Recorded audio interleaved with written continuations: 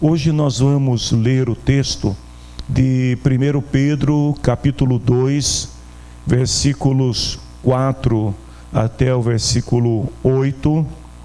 E nós vamos falar hoje sobre o tema: somos parte de uma grande construção. Deus está edificando uma grande casa espiritual, do qual cada um de nós que servimos ao Senhor, cristãos de todos os tempos, de todos os lugares, fazem parte dessa construção. Olha o que o nosso irmão Pedro diz: cheguem perto dele, a pedra viva que os seres humanos rejeitaram como inútil, mas que Deus escolheu como de grande valor. Vocês também, como pedras vivas, deixem que Deus os use na construção de um templo espiritual, onde vocês servirão como sacerdotes dedicados a Deus. E isso para que, por meio de Jesus Cristo, ofereçam sacrifícios que Deus aceite.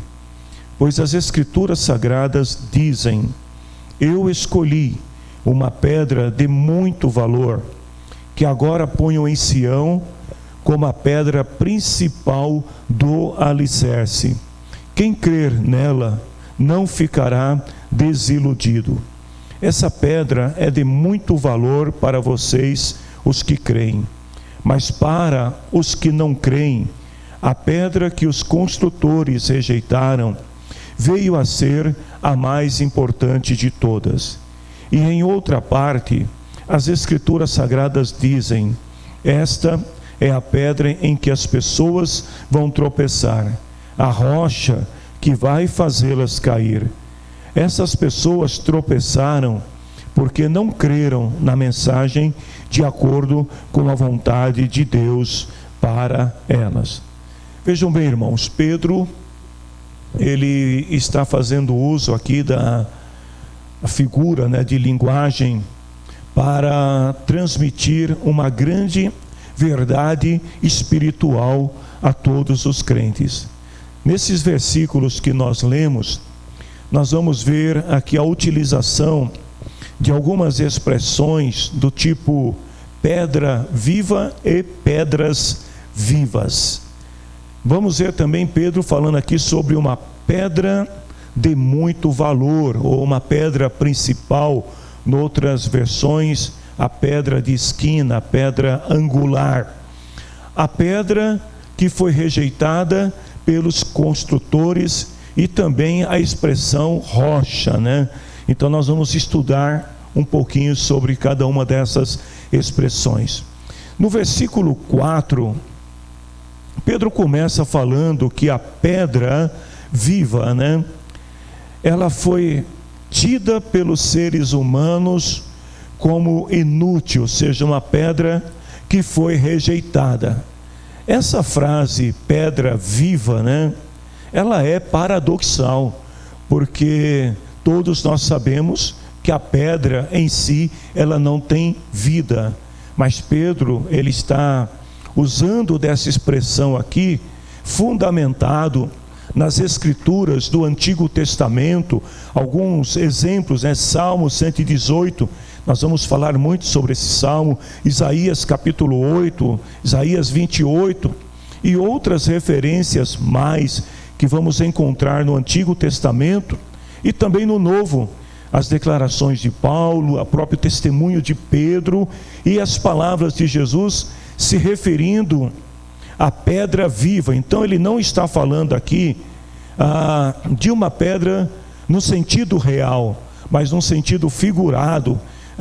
Quando Pedro estava pregando a multidão ali perante o sinédrio, se defendendo das acusações de seus inimigos, ele usa a expressão assim: a pedra que vocês, os construtores, rejeitaram. Então ali ele está se dirigindo aos membros do sinédrio e dizendo que eles tinham um papel de construtores, eles eram responsáveis por construir um edifício, né, nessa comparação que ele está fazendo, porém, eles tinham rejeitado uma pedra de grande valor. Eu estava pesquisando um pouco a esse respeito, né, e uma outra expressão também comum era a guilda, que é um grupo de construtores, de pessoas que tinham uma certa especialização em construções, e que quando estavam trabalhando na construção de um edifício, eles separavam as pedras. Então aquelas pedras que tinham uma certa irregularidade, elas eram colocadas de lado, ou seja, eram rejeitadas, não podiam fazer parte da construção. E Pedro está dizendo aqui o seguinte: olha, a pedra que vocês consideraram irregular, a pedra que vocês consideraram que não tinha nenhum valor, esta veio ser a mais importante de todos. Então Pedro, eu vou até deixar uma parte, né, dessa palavra sobre a pedra que foi rejeitada para outra aula, porque nós vamos falar muito sobre esse tema num outro momento. Mas vejam que quando Pedro, ele adiciona aqui, né, a palavra pedra, né, o adjetivo viva, pedra viva, então ele não está falando, né, da palavra pedra no sentido real, mas de uma pessoa, e deixando bem claro que esta pedra que vive, né, é Jesus. A pedra que traz vida, porque a pedra principal, existiam naquela época duas expressões comuns usadas para a pedra regular ou para a pedra de esquina.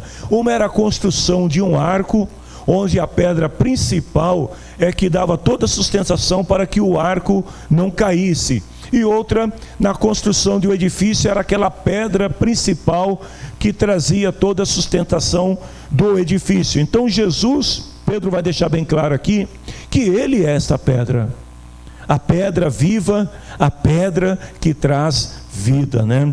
E ao mesmo tempo, Pedro também vai trazer aqui a imagem do julgamento de Deus em relação à rejeição dos homens por Cristo.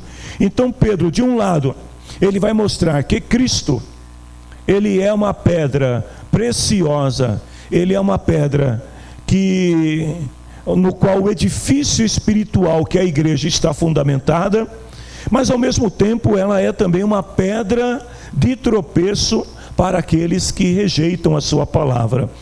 Então vejam bem, Pedro apresenta aqui um comentário interessante que a gente vai ver aqui, que é o contraste que há entre a visão que Deus tem dessa pedra, vamos dizer assim, né? Ou a pedra vista do ponto sob a ótica divina, e a pedra vista sob a ótica humana. Ele fala assim: os seres humanos rejeitaram essa pedra como inútil, mas Deus escolheu esta pedra como sendo uma pedra de grande valor.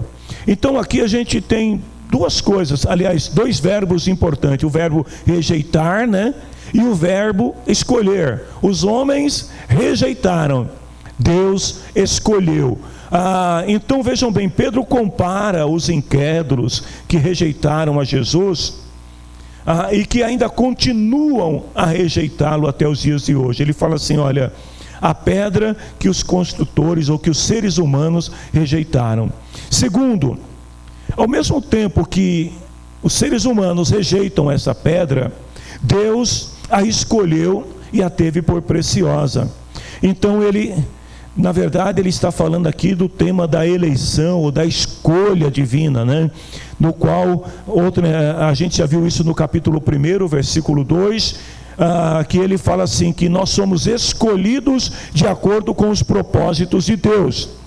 E Pedro vai repetir também um tema que ele mesmo já tinha pregado anteriormente nas suas pregações, que estão descritas lá no livro de Atos. Por exemplo, Atos capítulo 2, se você pegar aí a pregação de Pedro, que vai do versículo 22 até o 36, no versículo 36, Pedro, ele fala assim: todo o povo de Israel deve ficar bem certo de que este Jesus que vocês crucificaram é aquele que Deus tornou Senhor e Messias.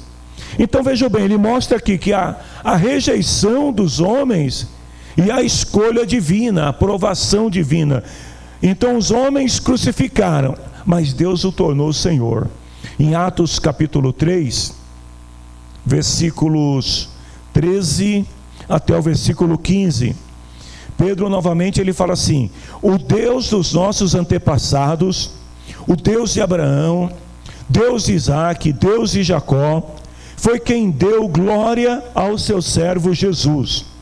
Mas vocês o entregaram às autoridades e o rejeitaram. Mais uma vez a gente vê aqui a rejeição dos homens a esta pedra viva que Pedro está se referindo agora na sua carta aqui a Jesus. Então ele fala assim: vocês rejeitaram ele perante Pilatos. Quando ele resolveu soltá-lo, vocês não quiseram. Jesus era bom, dedicado a Deus, mas vocês o rejeitaram. E aí lá no versículo 15 ele fala assim: assim vocês mataram o autor da vida, mas Deus o ressuscitou. Então mais uma vez nós vemos aqui os homens rejeitando a Cristo, mas Deus aqui, aprovando o ministério de Cristo, e escolhendo ele como a pedra principal. Em Atos capítulo 4, versículo 10 e versículo 11, lá no finalzinho do versículo 10, ele fala assim: aquele que os senhores crucificaram e que Deus ressuscitou, Jesus é aquele de quem as escrituras sagradas dizem: a pedra que vocês, os construtores, rejeitaram, veio a ser a mais importante de todos. Então, novamente, Pedro dando ênfase aqui à rejeição dos homens, à escolha divina. Ainda em Atos capítulo 10, versículo 39 até o 42, ele começa dizendo o seguinte: nós somos testemunhas de tudo que ele fez na terra de Israel, inclusive em Jerusalém, e depois o mataram pregando na cruz. Mais uma vez, a rejeição humana a Cristo. Versículo 42, Jesus nos mandou anunciar o evangelho ao povo e testemunhar que ele foi posto por quem? Ele diz aí: Deus como juiz dos vivos e dos mortos. Então a rejeição de Cristo se dá pelos homens, pelos seres humanos, mas Deus é aquele que aprovou, aquele que escolheu a pedra que foi rejeitada pelos homens para colocá-lo como a principal pedra. Então é isso que Pedro está mostrando para os seus leitores. Olha, a humanidade rejeitou, mas Deus aprovou. No versículo 5 e 6, Pedro vai começar então a falar aqui sobre a construção desse templo espiritual. Então eu diria aqui para os irmãos, já uma introdução a esses textos, que ao longo da história, desde a ressurreição de Cristo, e o advento do Espírito Santo, quando a igreja do Senhor foi estabelecida, Deus está construindo um grande edifício. Em outras passagens da Bíblia nós vamos ver que Deus está construindo uma grande nação. Deus está construindo um grande corpo, São expressões usadas, relacionadas à igreja de Cristo, que é composta por cristãos de todos os lugares. Então ele fala assim: vocês também como pedras vivas. Então primeiro ele fala de Jesus, a pedra viva, que foi rejeitada. Agora ele fala: vocês também como pedras vivas. E aí eu abro mais um parêntese aqui. Ora, se Jesus, que era a pedra viva, que é a pedra viva, foi rejeitada pelos construtores, o que você acha que vai acontecer com as pedras vivas? Por que o mundo odeia a igreja? Por que que o mundo rejeita a igreja? Porque a igreja de Cristo, né? Não estou falando aqui de um templo constituído por paredes, mas eu estou falando de um templo espiritual constituído por pessoas que aceitaram a fé em Cristo. Nós somos as pedras vivas. E ele fala assim: deixem que Deus os use na construção de um templo espiritual, onde vocês servirão como sacerdotes dedicados a Deus. E isso para que por meio de Jesus Cristo ofereçam sacrifícios que Deus aceite. Então Pedro está descrevendo aqui o processo de construção de uma casa espiritual. A gente poderia fazer um paralelo aqui com uma construção de uma casa comum, de uma casa simples, uma casa material. Por onde é que a gente começa a construção da casa? Não é pelo telhado, gente. Também não é pela janela, não é pela porta. A gente começa por onde? Pelo fundamento. A base de tudo está no fundamento. Então, Cristo é essa base, Cristo é esse fundamento. E os crentes são vistos como pedras colocadas em seu lugar por Deus. Ou seja, cada cristão, cada crente, irmãos, que foi chamado, escolhido por Deus, que faz parte desse templo espiritual, tem um papel importante a realizar nessa construção. Todos nós somos importantes. O crente, vamos dizer assim, um crente mais entendido das Escrituras, o crente que às vezes tem um talento sobressalente, como aquele crente que às vezes a gente não percebe nele nenhuma atividade sobressalente, nenhuma ação assim diferenciada dos demais. Todos são importantes, todos os cristãos fazem parte dessa construção. Por isso que quando a gente olha para a igreja, a gente deve orar a Deus para ter a mesma visão que Deus tem da igreja. Qual é a visão que Deus tem da igreja? Segundo Pedro aqui, Deus vê a igreja, vê os cristãos como pedras vivas que fazem parte da construção, cada um colocado no seu lugarzinho certo ali, para compor esse templo espiritual.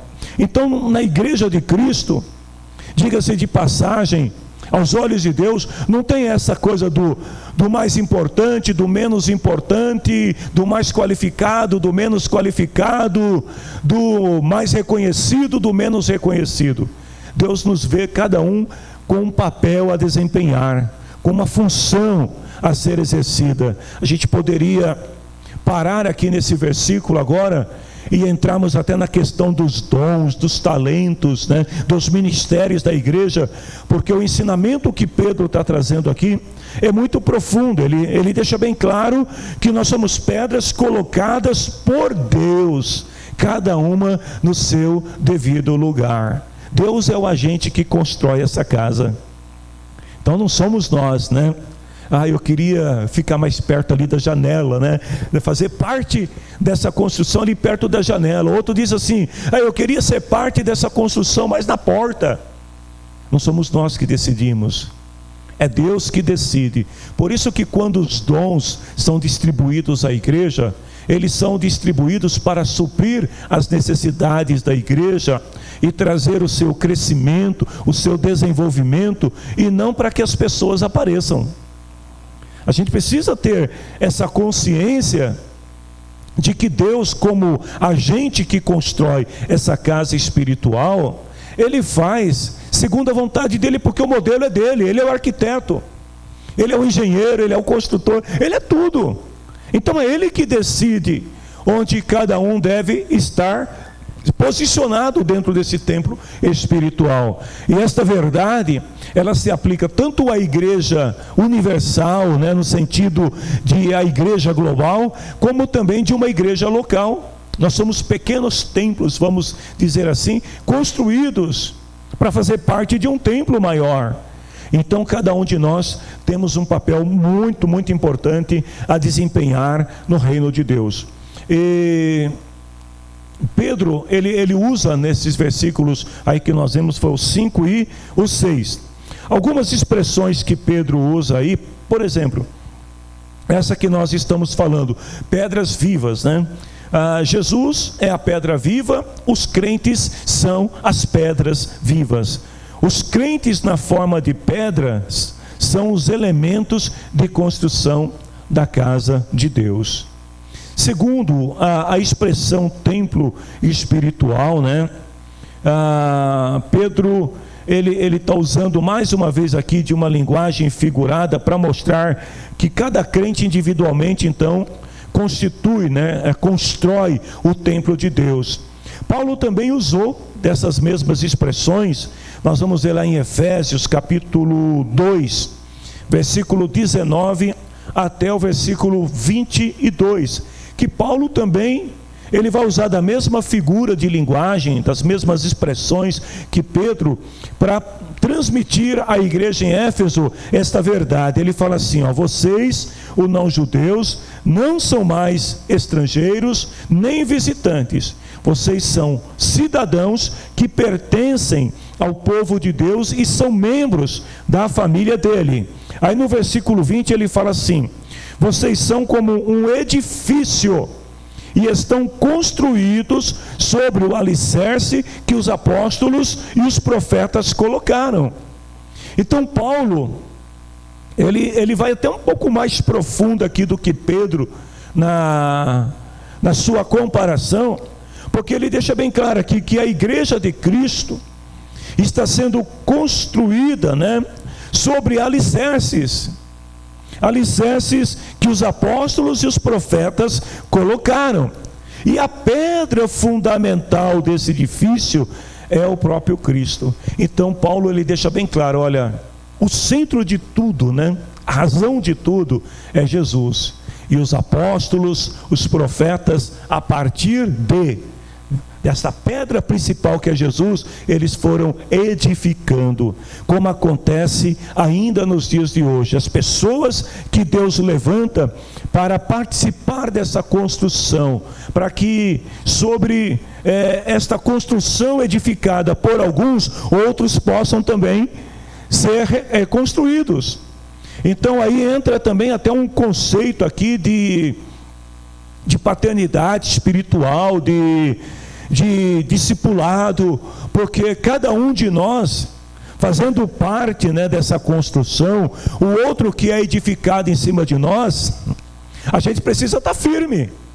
Então ele fala, olha, Jesus, os profetas e os apóstolos vieram e edificaram, aí cada um foi edificando em cima do outro. Aí fala também de caráter, de comportamento cristão, de testemunho. Por quê? Quando nós evangelizamos alguém e ganhamos alguém para Jesus, embora a fé dessa pessoa deva estar fundamentada acima de tudo em Cristo, mas essa pessoa se espelha muito nos seus pais na fé, nos seus líderes, nos seus tutores, nos seus mestres, né? Que ensinam a essas pessoas a palavra de Deus. As pessoas estão olhando para você. Se você ganhou alguém para Jesus, você tem uma responsabilidade sobre essa pessoa. Por quê? Você é uma pedra, e sobre essa pedra, embaixo está a pedra principal, que é Jesus, que é a base de tudo, o ensino dos apóstolos, o ensino dos profetas. Mas aqui, sobre você, alguém está sendo edificado. Então, se você der uma vacilada, o que vai acontecer? Você pode balançar a construção, pode até comprometer a estrutura de uma construção espiritual. Pois não, Dudu?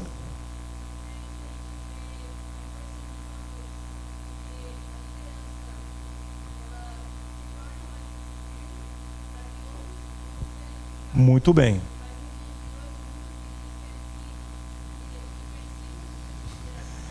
E aí é uma inversão. Isso que a Duda falou é muito importante, porque se a gente tem aqui uma liderança, né, e outros são edificados sobre ela, porque é o princípio, né? Você vai, você evangeliza, você faz discípulos, você forma. Só que ela está dizendo o seguinte, que hoje há uma inversão, porque muitas vezes aqueles que deveriam estar sob, eles estão sobre, não é isso? E eles estão tentando se edificar em cima dos outros.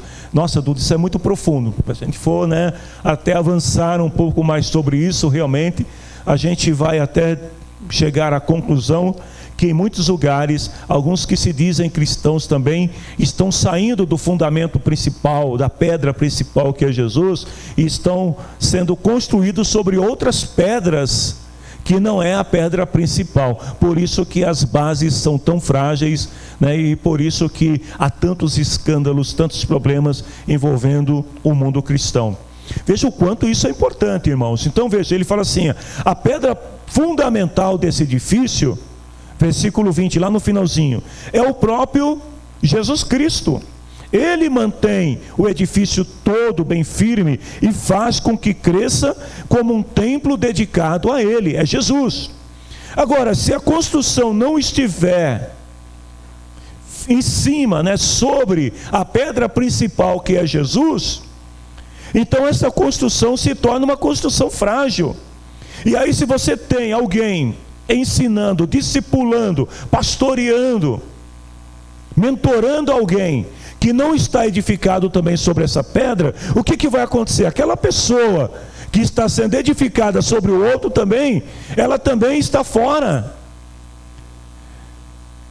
Versículo 22, assim também unidos com Cristo, vocês estão sendo construídos junto com os outros, para se tornarem uma casa onde Deus vive por meio do seu Espírito.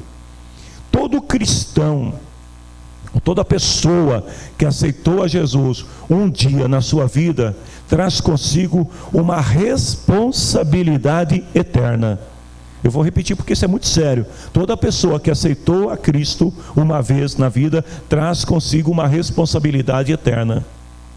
Porque essa pessoa, ao se tornar uma pedra viva na construção desse edifício espiritual, se essa pedra é deslocada, se ela é removida, se ela é tirada do seu lugar, ela compromete a estrutura desse edifício.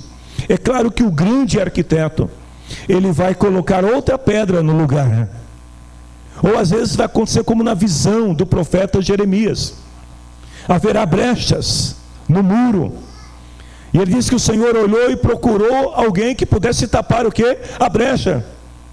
Mas Deus não estava encontrando alguém que pudesse tapar aquela brecha. Então a importância de nós servirmos ao Senhor, de sermos edificados em Cristo e permanecer fiéis ao Senhor. O escritor aos Hebreus, capítulo 3, 6, ele fala assim, que Cristo é fiel como filho que dirige a casa de Deus, e nós seremos a sua casa, se conservarmos a coragem e a confiança naquilo que esperamos. Então nós seremos parte dessa construção, se nós mantivermos a nossa fé firmada e fundamentada em Cristo. No capítulo 10, 21 de Hebreus ainda, ele fala assim, nós temos um grande sacerdote para dirigir a casa de Deus. Aliás, Pedro, ele usa também nesses versos aí a expressão sacerdotes dedicados, mas esta palavra, aliás, essa expressão, eu vou deixar para uma outra aula, porque eu tenho algo assim muito profundo para trazer para vocês na próxima aula sobre o papel do sacerdote espiritual nesse templo espiritual. Então esta expressão, comumente chamada de sacerdócio de todos os crentes, está se referindo a uma comunidade de sacerdotes, como nós veremos mais adiante. Significa que todo verdadeiro cristão é um sacerdote na casa de Deus. Todos nós somos sacerdotes. Você é sacerdote na casa de Deus, você é sacerdote na sua família, e esse sacerdócio, ele diz que ele é dedicado a Deus e separado do mundo. Para que, qual é a finalidade, né? Pedro ainda nesse versículo, ele fala que dos sacrifícios espirituais, ou seja, não precisamos mais oferecer sacrifícios para remover o pecado e a culpa, porque esta era uma das funções do sacerdote. Porque lá em Hebreus capítulo 9, 28, o escritor aos Hebreus fala assim, que Cristo foi oferecido uma só vez em sacrifício para tirar os pecados de muitas pessoas. Lembre-se do que o escritor aos Hebreus disse, nós temos hoje um sumo sacerdote, um grande sacerdote para dirigir a casa de Deus. E esse mesmo autor fala que Cristo foi oferecido uma vez em sacrifício para tirar os pecados de muitas pessoas. Então, qual é o sacrifício que nós oferecemos a Deus hoje? Primeiro, não precisamos mais matar passarinhos, pombinhas, não precisamos mais matar ovelhinhas, animais, para imolar esses animais, derramar o sangue deles para expiação de nossos pecados. Porque Jesus, o Cordeiro de Deus, já fez isso uma vez por todas, e todos aqueles que aceitam a Cristo, eles estão então já debaixo da graça e do perdão de Deus. Não precisamos mais oferecer sacrifícios, então, para remover pecados. O sacrifício que nós oferecemos hoje, está lá em Hebreus capítulo 13, versículo 15, ele fala assim: por meio de Jesus Cristo, ofereçamos sempre louvor a Deus. Esse louvor é o sacrifício que apresentamos, a oferta que é dado por lábios que confessam a sua fé nele. Então, se antes as pessoas, elas ofereciam um animal, queimavam um animal sobre um altar de pedra, como gratidão a Deus, agora o escritor aos Hebreus está dizendo: olha, você não precisa mais fazer isso, o que você precisa agora é oferecer sacrifícios de louvor, confessando a sua fé nele. Então, toda vez que nós nos declaramos por Cristo, todas as vezes que nós apresentamos ao Senhor um louvor, gente, louvor não é só quando você canta, não. Louvor é quando você se expressa diante de Deus, quando você se prostra diante de Deus. Louvor, reconhecimento, gratidão a Deus. Todas as vezes que você age desta maneira, você está oferecendo um sacrifício a Deus. Além do louvor, nós devemos refletir constantemente sobre a qualidade do sacrifício que nós estamos oferecendo a Deus. Esse sacrifício é santo, ele é puro. 1 Pedro 1,16: sede santos, porque eu sou santo. E quando a gente fala de santidade aqui, ou quando Pedro estava falando de santidade, ele está falando exatamente disso. O que nós estamos oferecendo no altar de Deus? Se Cristo é o altar, o que a gente está entregando para Ele? Nós estamos entregando o melhor louvor, e o melhor louvor não tem nada a ver com instrumentação, sonorização, ambiente público, não é isso. Nossa, hoje eu prestei o melhor louvor a Deus, eu cantei para 10 mil pessoas, não é isso. O melhor louvor tem a ver com o coração aqui dentro. Como que está o teu coração diante de Deus? O que você está oferecendo é puro, é sincero, é isso que o Senhor quer que você entregue a Ele. Então vejam, finalmente devemos oferecer o nosso corpo como um sacrifício vivo. Lá em Romanos capítulo 12, versículo 1, esse é um dos versículos bastante conhecido de quem lê a Bíblia, onde Paulo fala assim: olha, eu peço a vocês, por causa da grande misericórdia de Deus, que apresenteis o que os vossos corpos como sacrifício vivo, santo, ou dedicado a Deus, agradável a Deus. É entregar o seu corpo, a sua vida. E aí também vem essa pergunta. Ontem eu estava, enquanto estudava a Bíblia, eu estava estudando a Bíblia e ouvindo uma pregação dos anos... Bom, eu acho que alguns aqui nem tinham nascido nessa época, mas era dos anos 80, 81, 82, de um pregador norte-americano muito renomado, conhecido naquela época. E eu confesso para vocês que quando eu estava ouvindo aquela mensagem, gente, como tocou profundamente ao meu coração. Falava de santidade, porque quando nós entregamos a nossa vida ao Senhor, a gente precisa entender que nós nos entregamos totalmente. Não existe como uma pedra fazer parte de uma construção se ela não for colocada inteira lá. Não, vamos tirar o que está dentro da pedra para colocar na construção. Não funciona assim. Ela é sólida, ela é completa. Então nós temos que oferecer a Deus também o nosso corpo em sacrifício a Deus. Como assim, pastor?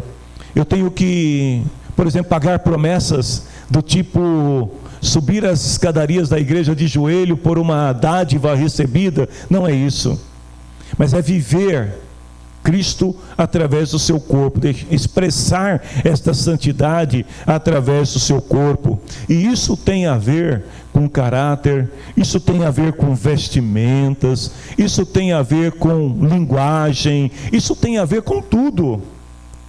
Nós somos de Deus em tudo, irmãos. A gente pode fazer uma coisa certa, mas se a gente não for completo, veja o que Paulo está dizendo aqui, que vocês se ofereçam completamente, totalmente, sem reservas a Deus. Então nós seremos este sacrifício vivo, santo e agradável ao Senhor. No versículo 6 ele fala assim: as Escrituras dizem: eu escolhi uma pedra de muito valor, que agora ponho em Sião como a pedra principal do alicerce. Quem crer nela não ficará desiludido. Então, esta é a primeira, de 3 citações que Pedro faz aqui em relação ao Antigo Testamento. Pedro, ele demonstra, aos seus leitores que ele conhecia muito bem o Antigo Testamento, conhecia a lei, conhecia os profetas. Então ele fala com propriedade e ele baseia o seu estudo, os seus escritos, a sua doutrina toda está fundamentada naquilo que ele leu, naquilo que ele aprendeu no Antigo Testamento, mas trazendo uma visão cristocêntrica para os seus leitores. Então no versículo 6, por exemplo, ele está citando a passagem do profeta Isaías, lá em Isaías 28:16. No versículo 7, que a gente vai ler ainda, ele vai citar o Salmo 118, versículo 22. E no versículo 8, que ainda vamos ler, ele está citando Isaías 8:14. Além dessas citações, nós vamos ver também que ele faz algumas alusões a outros textos do Antigo Testamento, no versículo 9 e 10. Por exemplo, versículo 9, ele está citando ali, Êxodo 19:6 e Isaías 43:20 e 21. Enquanto que no versículo 10, ele está citando Oséias, do capítulo 1, versículo 6, versículo 9, e o capítulo 2, versículo 3 e 23. Então Pedro, como ele está se dirigindo para um público de leitores constituído em sua grande maioria por judeus que conhecem as Escrituras, então ele vai usar daquilo que eles conhecem, que são as Escrituras, para falar de Jesus e mostrar, revelar Cristo através das Escrituras. Então a palavra aqui, pedra angular, que ele se refere aqui, como eu disse, ela poderia ser, segundo alguns estudiosos, dando o exemplo de um arco, se você procurar no Google a imagem, você coloca lá pedra angular, ou pedra de esquina numa construção, e no Google vai aparecer algumas figuras do tipo um arco, e no arco você tem lá aquela pedrinha principal, que segura todo o arco, A gente fica olhando para aquilo, essas construções antigas, e imaginando, a cabeça, dos construtores que colocaram ali uma pedra que dá toda a sustentação para as laterais daquele arco. É um negócio impressionante. E também ele vai citar, outros escritores, aquela pedra do fundamento, que era a pedra colocada, hoje não se coloca pedra, tá, irmãos? Uma pedra principal nas construções ocidentais, mais especificamente falando do nosso país. As pessoas geralmente, eles fazem uma base, coloca ali, deixa eu ver se eu lembro os nomes, uma base que chamam de sapata, é isso, Aí tem aquelas brocas e depois vem a coluna em cima. Então vamos imaginar que essa pedra principal fosse essa base ali, essa sapata que tem as brocas infiltradas ali na terra, que vai dar toda a sustentação da coluna. O que for construído ali em cima vai estar bem edificado. Então Pedro, ele apresenta essa pedra como uma pedra importante, que é Jesus, e como uma pedra preciosa. E ele vai dizer no versículo 8, nós vamos chegar lá, que essa pedra, ela vai fazer as pessoas tropeçar. Aí eu fiquei imaginando, né? Como assim? Se Jesus é o caminho, a verdade e a vida, como é que as pessoas vão tropeçar, né? E a gente vai estudar um pouquinho sobre isso para entender. Primeiro vamos em Isaías 28:16, onde o profeta fala assim: por isso o Senhor Deus diz: estou colocando em Sião uma pedra preciosa que eu escolhi para ser a pedra principal do alicerce. Nela está escrito isto: quem tem fé não tem medo. Então essa construção, né, que Pedro está falando, que a partir dessa pedra, é a igreja de Cristo, como a gente viu lá em Efésios 2:20.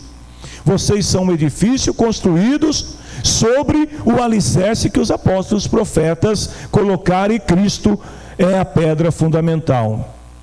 Então não é a localização da pedra que é significativa, mas é a função que esta pedra tem sobre um edifício. Eu fico imaginando, né, numa construção, imagina uma construção que não tem um bom fundamento, que não tem uma boa base. Jesus deu o exemplo lá da casa construída na areia. O sujeito queria fazer uma casa e ele pensou consigo: vou fazer uma casa bonita, já sei, vou fazer na areia. Que ideia, né, irmãos?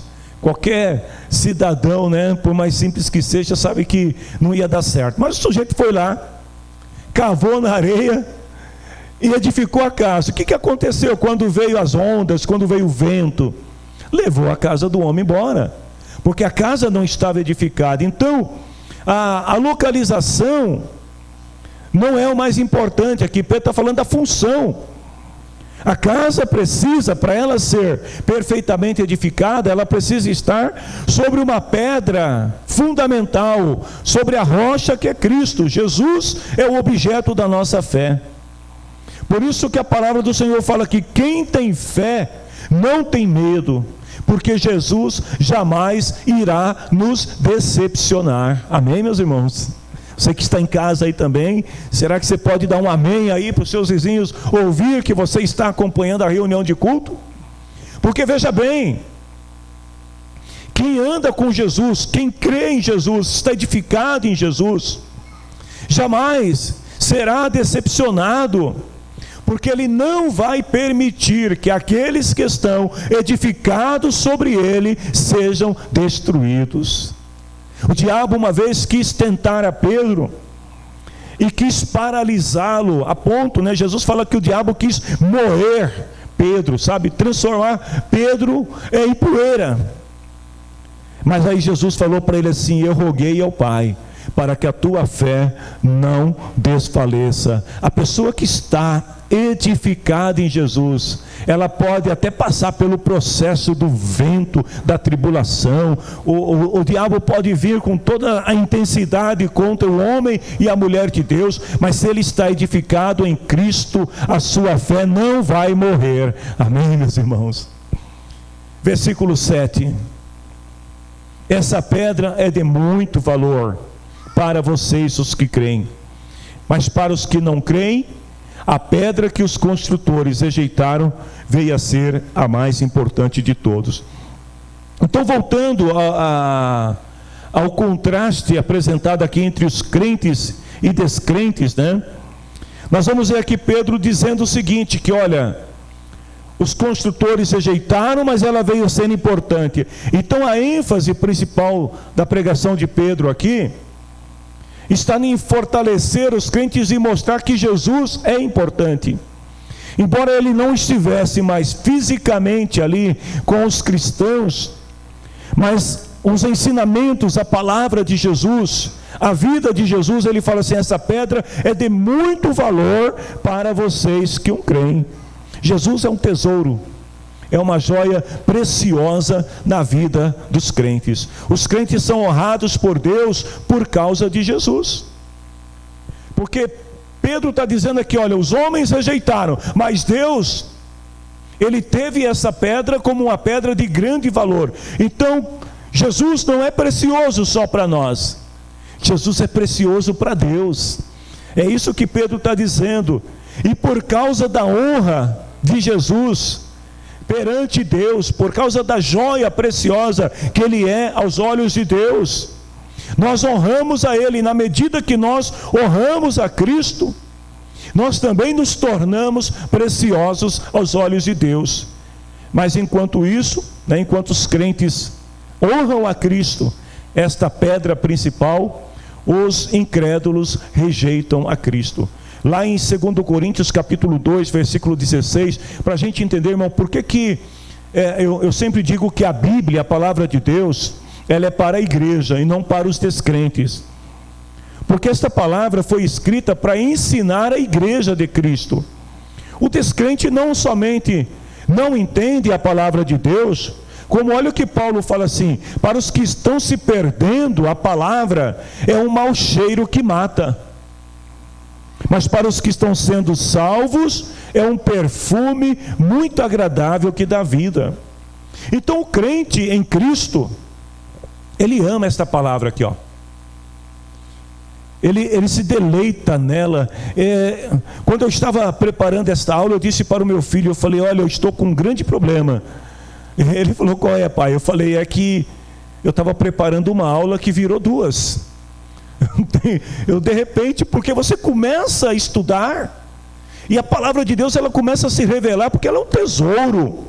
Então Paulo está dizendo aqui, que para nós, isso aqui, ó, você cheira assim e fala, que perfume gostoso. Eu não sei qual o perfume que você gosta, mas imagine, o perfume mais precioso que você mais gosta, o cheiro mais suave nas suas narinas, essa palavra é muitas vezes mais. Então você, eu amo essa palavra, mas o ímpio, o descrente, quando ele ouve essa palavra aqui, isso aqui, ó, é assim ou não é?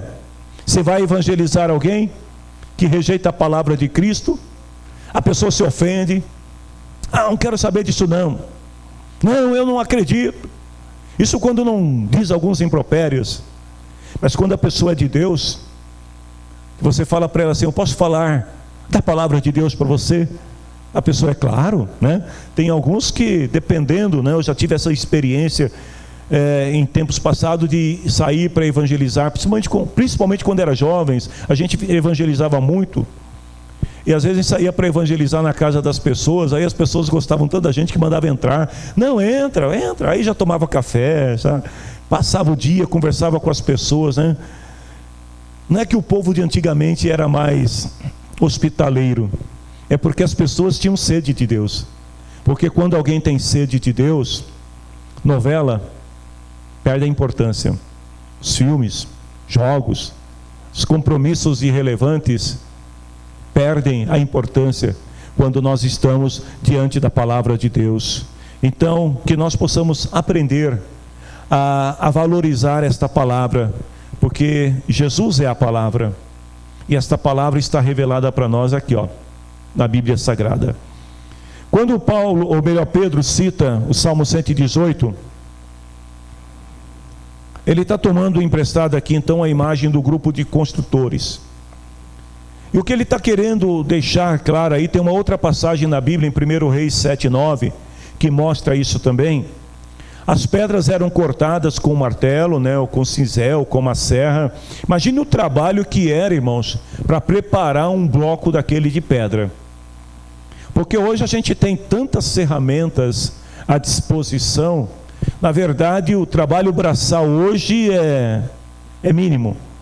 Mas naquela época, muitas vezes eram necessários um homem de cada lado com uma serra, serrar uma rocha.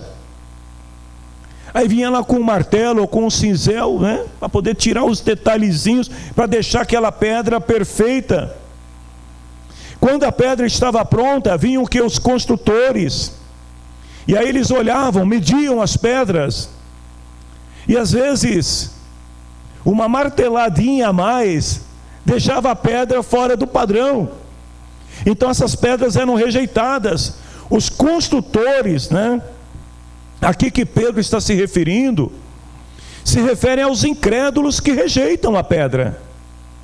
Toda pessoa que rejeita a palavra de Cristo. Lá, eu estava meditando essa palavra, e aí me veio Isaías 53, versículo 2 e 3, onde o profeta fala assim, que Jesus, né?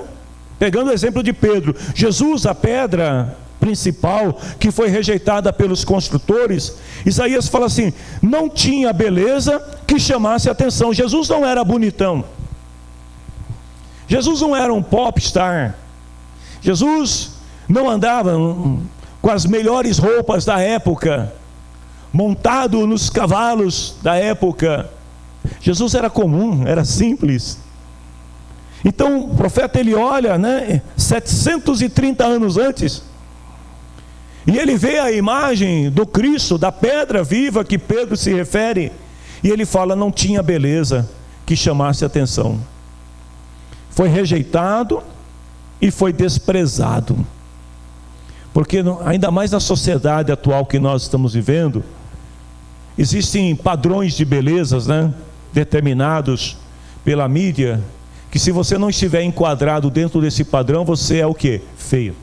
Feia, é assim ou não é? Se você não estiver dentro daquele padrão, eles olham e falam, você está feio, porque eles estão olhando apenas a aparência. Então Isaías, ele fala assim, olha, ele foi desprezado, foi rejeitado. No final do verso 3 ele fala, nós nem mesmo olhávamos para ele e o desprezávamos. É assim ou não é? Quem perde tempo olhando coisa feia? No mundo atual. Ah, não me interessa. As pessoas olham para aquilo que é bonito. Isaías falou, ele não tinha beleza. Então a gente passava, ele citando, né, o exemplo de Jesus, e ele fala assim, ó, nem olhávamos. Quanta gente que despreza Jesus porque não conhece Jesus, irmãos. A pessoa nunca permitiu que Jesus entrasse no seu coração para mostrar quem ele é. A pessoa desenvolve um ódio pelo cristianismo, pela Bíblia, pelos cristãos, sem conhecê-los. Ah, mas é porque estão dizendo, é porque estão falando. Não, não gosto porque eu vi na televisão, eu não gosto porque alguém me falou.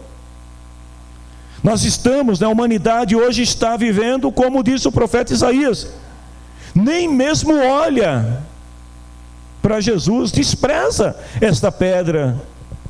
Mas essa pedra que foi rejeitada pelos homens, pelos incrédulos, ela foi aceita por Deus e feita a pedra principal, o caminho que leva o homem a Deus. Deus é o arquiteto. Ele pega a pedra rejeitada e coloca essa pedra numa posição que coroa todo o edifício. Ele dá a esta pedra uma posição que está acima de qualquer outra nessa construção. Irmãos, no templo espiritual de Deus, que é a igreja, ninguém é mais importante do que Jesus. Nenhum líder religioso, por maior que ele se julgue, por mais rico que seja, por mais proeminência que ele tenha, ninguém está acima de Jesus. Deus pega Jesus e coloca ele como a parte principal, dá a ele uma posição de proeminência. E sobre esta pedra que é Jesus, ele edifica a igreja, o templo espiritual, para ele habitar nesse templo. E quem é esse templo? Somos nós, o lugar da habitação de Deus. Filipenses 2:9. Deus deu a Jesus a mais alta honra e pôs nele um nome que é mais importante do que todos. Versículo 8. Uma pedra de tropeço para os descrentes. Eu vou dividir esse versículo em 3 partes. Eu acho que eu estou quase acabando a aula, mas vocês que são alunos da escola bíblica podem baixar o conteúdo da aula em nossa sala virtual a partir de amanhã, se eu não conseguir terminar toda a aula. Mas 3 partes importantes desse verso que nós precisamos falar. Primeiro, esta é a pedra que em que as pessoas vão tropeçar, a rocha que vai fazê-las cair. Como assim? As pessoas vão tropeçar em Jesus e vão cair? Vejam bem o que ele está querendo dizer aqui, que os descrentes tropeçam e caem porque recusam aceitar a mensagem de Jesus. Jesus é o caminho. Vamos imaginar uma pedra no caminho, no meio do caminho é uma pedra. Essa pedra é Jesus. Mas aí as pessoas rejeitam essa pedra e eles acabam tropeçando nessa pedra, porque a verdade de Jesus é infalível. A verdade de Jesus não muda. A santidade de Jesus não muda. Jesus não vai deixar de ser menos santo para me agradar. Jesus não vai aceitar uma mentirinha para me agradar. Jesus não vai roubar alguém para me agradar. Jesus não vai prejudicar alguém para me agradar. Ele é a pedra. Então todas as vezes que nós praticamos alguma coisa que não está de acordo com a pessoa de Jesus, o caráter, a vida de Jesus, nós tropeçamos e nós caímos. Então Pedro, ele diz assim: as pessoas que recusam aceitar a mensagem de Cristo, enquanto outros acreditam e são restaurados. Porque aqueles que no caminho se deparam com a pedra viva que é Jesus, e ao invés de saltá-la, ou ao invés de tentar tirá-la do caminho, ou ao invés de tentar moldá-la, eles se assentam na pedra, se prostram sobre a pedra e dizem: Senhor, eu preciso da tua ajuda. A Bíblia fala que estes são restaurados, estes são perdoados. Lucas capítulo 2, 34. Quando Jesus foi apresentado ao templo, Simeão abençoou e falou assim: esse menino foi escolhido por Deus tanto para a destruição como para a salvação de muita gente. Aí alguém vai dizer assim: como destruição? Os mentirosos não resistem à verdade de Cristo. Os falsos não resistem a esta pedra que é Jesus. Paulo, ele fala sobre a resistência de Israel em acreditar na mensagem de Jesus. Lá em Romanos 9, 32 e 33, ele fala assim: por que não? Eles procuravam alcançar isso por meio de suas ações e não por meio da fé, por isso tropeçaram na pedra de tropeço. Então por que as pessoas tropeçam? Por que as pessoas caem? Por que essa pedra, ela destrói aquilo que é errado? Paulo está dizendo aqui porque eles tentaram, falando dos judeus, mas isso se aplica à igreja também, por meio das suas ações e não pela fé. E quantas pessoas, irmãos, que querem chegar a Deus por meio das ações? Se eu fizer desse jeito, eu estou bom.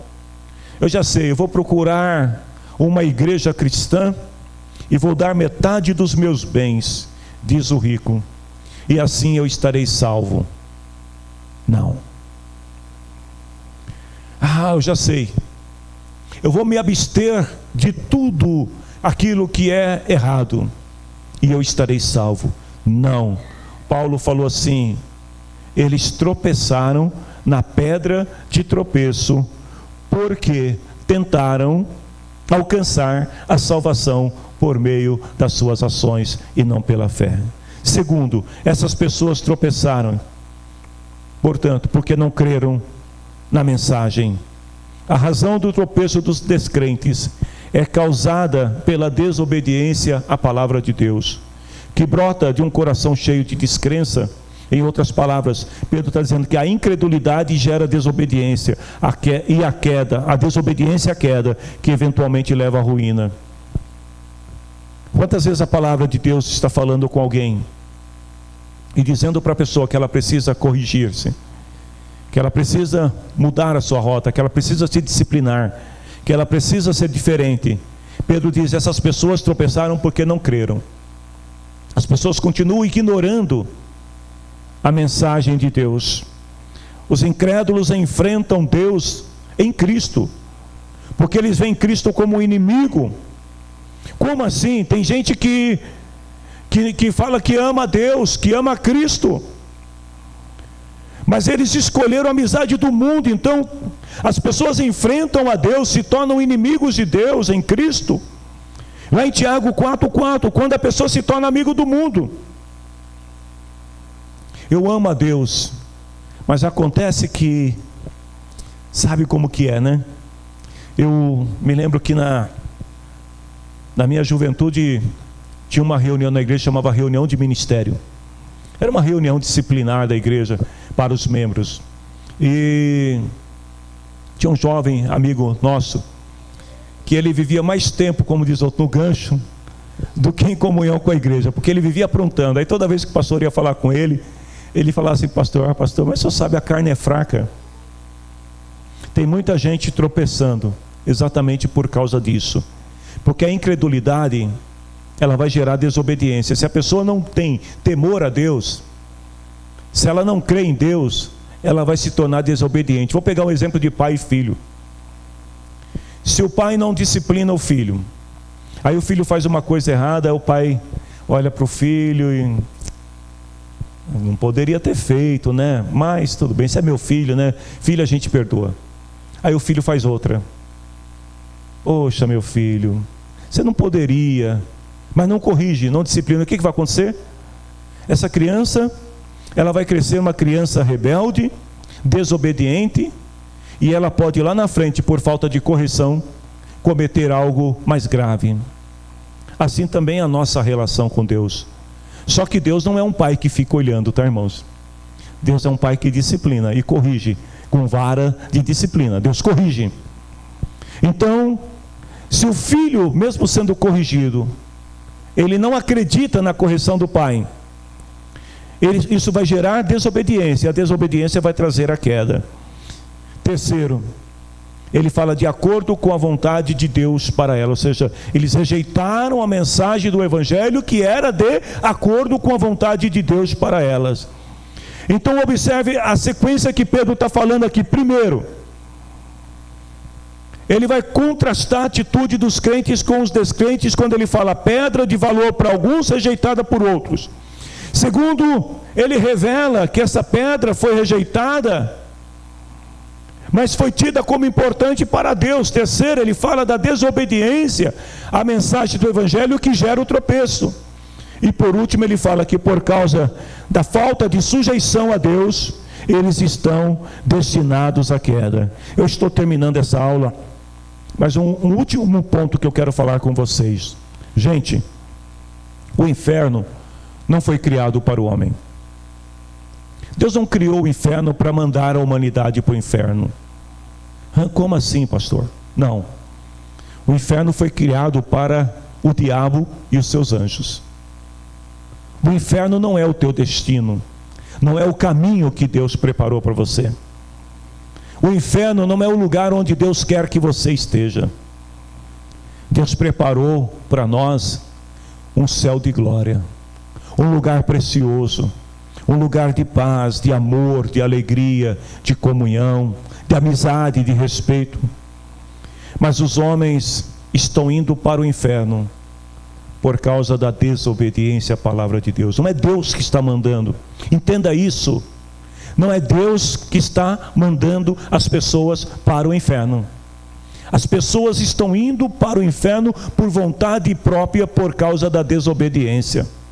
Lá em Mateus 25, 41, Jesus falou assim, que ele vai dizer às pessoas que estão à sua esquerda: vocês estão debaixo da maldição e vão para o fogo eterno preparado para o diabo e os seus anjos.